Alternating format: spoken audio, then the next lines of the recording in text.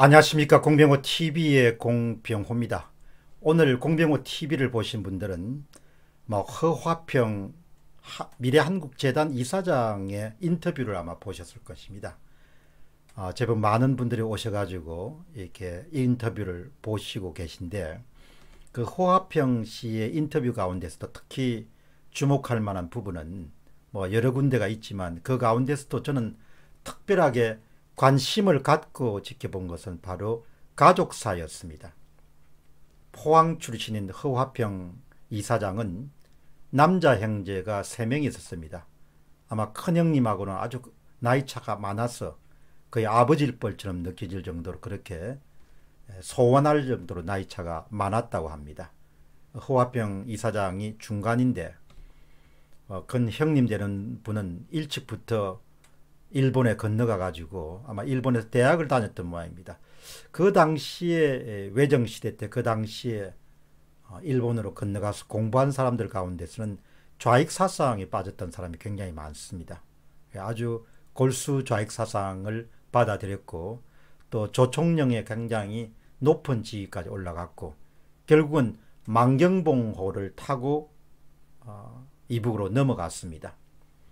그런데 바로 밑에, 허화평 씨의 바로 밑에 남동생이 이제 공부를 좀 더 해보겠다고 큰 형님이 있는 일본으로 건너가게 됐는데, 그 일본에서 또 다시 좌익사상에 빠져가지고 북한으로 가서 만경봉호를 타고 갔겠죠. 그 다음 거기서 이제 남파 간첩 훈련을 받고 다시 남파가 돼서 여기서 활약하다가 군경함께 체포가 돼가지고 오랜 세월을 감옥소에 있다가 전두환 대통령이 이제 들어오면서 아마 이제 사면을 받아가지고 풀려나는 그런 가족사를 공개하는 것을 저는 아주 인상 깊게 들었습니다.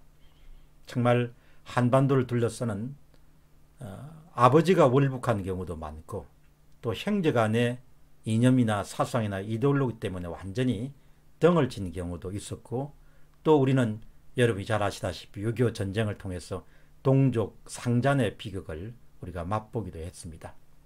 사실 한국의 근현대사 책을 펴면은 해방이 됐던 그 시점에 대한민국이 자유민주주의와 자유시장경제 체제를 선택한 것은 그야말로 기적이라고 밖에 표현할 수 없고, 하나님을 잘 믿는 사람들은 정말 하나님의 뜻이 있어서 이 나라가 출범하게 되었구나. 선교사들이 이 땅에 왔고, 그 선교사들이 만든 학교 배제학당에서 이승만 대통령이 공부를 했고, 감옥에 갇혔고, 한성 감옥에서 선교사들이 이어주었던 성경과 그 다음에 국제사회에 돌아가는 그런 안목을 넓힐 수 있는 잡지를 보면서 결국은 그 한성 감옥 안에서 이미 이승만 대통령은 공화국이라는 부분에 대한 사상적 배경을 확고히 했죠.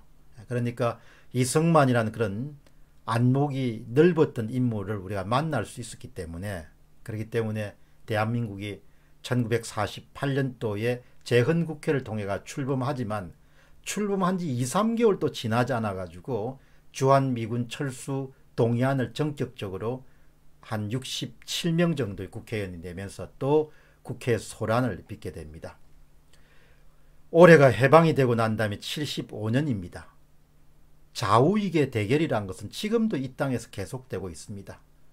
이번에 여러분이 보시는 4.15 총선의 개표 조작 의혹 사건도 어떻게 넓은 시각에서 보면은 결국은 좌우익의 대결 구도로서 볼 수 있는 것이죠.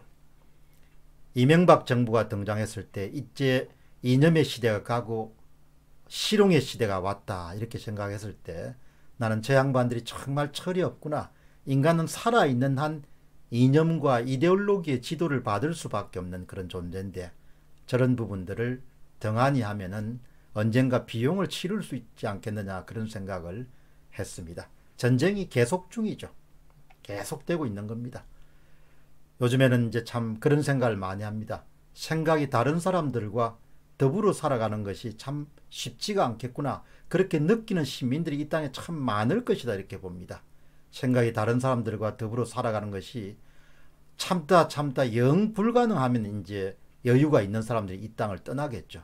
여유가 없는 사람들만 이 땅에 안 남겠습니까? 뭐 아르헨티나라든지 아니면 뭐 볼리비아라든지 베네수엘라라든지 뭐 이런 나라들이 뭐 처음부터 어려움이 있었던 것은 아닐 겁니다. 결국 생각이 다른 사람들과 더불어 살아가도록 그렇게 강요당하니까 여유가 있는 사람들은 대부분 이민을 떠날 그런 형편이 되니까 대부분 다 떠나고, 그 다음에 나라에 남은 사람들은 굉장히 그런 어려움을 스스로 바깥에서 헤쳐나갈 수 없는 부분들이 남는 거죠. 그래서 체제를 유지하고 보수하고 지키고 이런 것은 참 중요한 것이죠.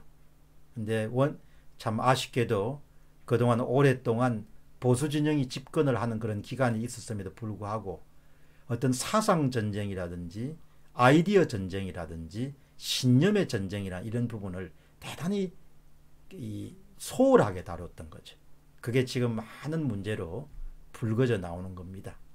결국 사람은 사상의 지도를 받을 수밖에 없고 이념의 지도를 받을 수밖에 없고, 어떤 시대에 특정 사상이, 잘못된 사상이 풍미하고 유행하게 되면 그 사회는 결국은 몰락의 길로 갈 수밖에 없는 것이죠. 정말 전쟁은 계속되고 있다, 이런 생각에 공유하시는 분들이 참 많았으면 좋겠습니다. 그러니까 지난 75년 동안 계속 모양은 다르지만 한국은 전쟁이 계속되어 왔고 지금도 그 체제를 지키기 위한 전쟁이 계속되고 있다, 이렇게 봅니다.